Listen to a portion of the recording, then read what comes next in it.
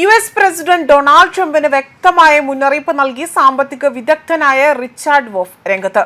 നിങ്ങൾ അപകടം പിടിച്ച വഴിയിലൂടെയാണ് സഞ്ചരിക്കുന്നത്. ഇന്ത്യ മറ്റു രാജ്യങ്ങളെ പോലെയല്ല. ഇടപെടുമ്പോൾ സൂക്ഷിക്കണം. ഇല്ലെങ്കിൽ വിചാരിക്കുന്നതിലും അപ്പുറമുള്ള തിരിച്ചടി നേരിടേണ്ടി വരും. മധ്യ ഏഷ്യയിലെ ലെബനോൺ പോലുള്ള ചെറിയ രാജ്യങ്ങളോട് ഇടപെടുന്നത് പോലെയല്ല ഇന്ത്യയോട് പെരുമാറേണ്ടത്. ജനസംഖ്യയുടെ കാര്യത്തിൽ ലോകത്തിലെ ഏറ്റവും വലിയ രാജ്യമാണ് ഇന്ത്യ.